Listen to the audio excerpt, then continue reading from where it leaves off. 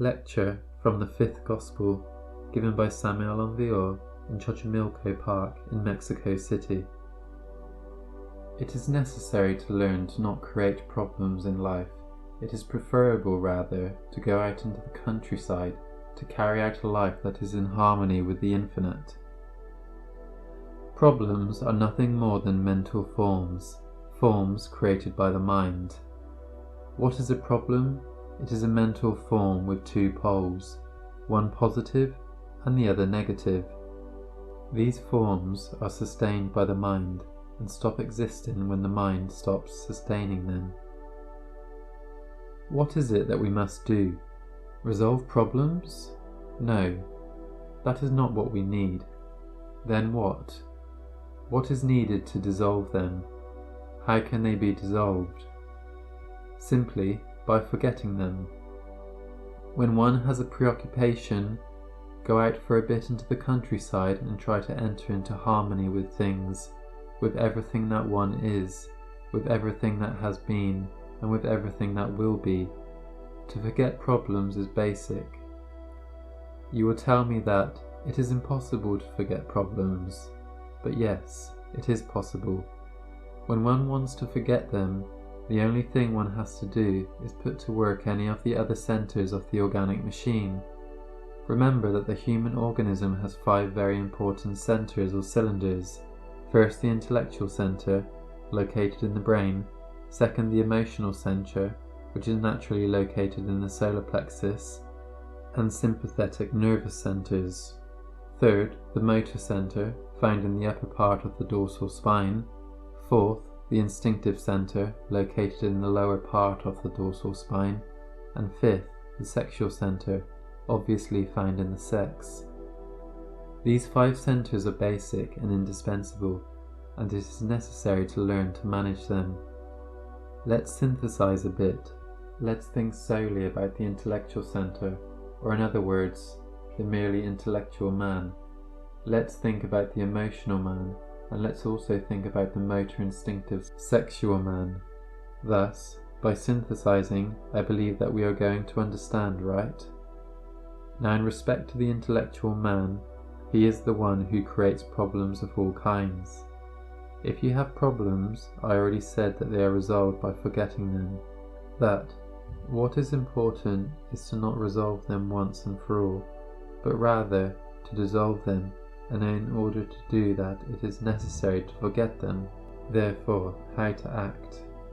By putting the emotional center to work. That is interesting, because then the intellectual center rests, and in this way we forget the problem. And if we want to work with any other center, we could put into action the motor instinctive center, but then this would be something different. Here in the woods of Xochimilco, we have put the emotional and motor instinctive centers to work. We have put the emotional center to work through the exchange of impressions, of festivities, and we have put to work the motor instinctive by riding horses back and forth throughout this park which is so beautiful. Well then, I am giving you a key in order to dissolve problems, and this is very important, isn't it? If you argue with me that in this way one cannot resolve, for example, the payment of a bill to prevent us from being chased out of the house for not paying the rent or paying the debt, etc., I will tell you that the facts are the facts, and that they walk on their own, but that the problem is something different. The problem is something that the mind creates. When one wants to dissolve it, the problem stops existing for the person. People are afraid to resolve a problem. They are afraid to forget it, and that is very serious. They think, for example, if I do not pay the rent, they will kick me out. I have to leave there, and where will I go? Here comes the fear. First of all, one has to learn to not be afraid. That is the most important, to not be afraid. When the fear ends, life holds for us many pleasant surprises. Sometimes what seems impossible to solve becomes solvable. What seems like a very difficult problem becomes easier than drinking a glass of water. So preoccupation turns out to be excessive, right? Preoccupation harms the mind. Preoccupation makes the mind embottled in the problem. It is clear that the problem, with its two poles, positive and negative, which is nothing other than the mental form, creates a conflict within, and then comes the preoccupation that harms the mind and also harms the brain. To learn to live from instant to instant, from moment to moment, is what I recommend to you. To learn to live without preoccupations of any kind, without forming problems. When one learns to live from second to second, from instant to instant, without projecting oneself to the future and without the painful weight of the past, he sees life from another angle. He sees it in a different way. He sees it very differently. Practice it, take my advice. It occurred to me to talk to you about this in this forest in Xochimilco, due to the fact that I see many happy people, some going and others coming, riding horses under beneath these groves.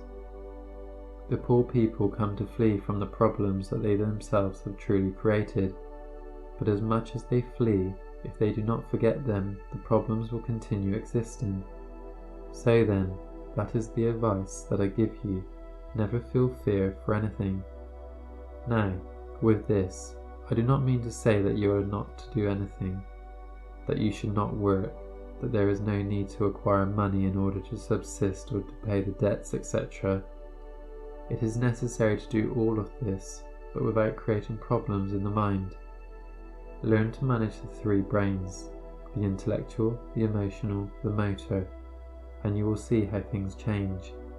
If there is an emotional preoccupation, change centers.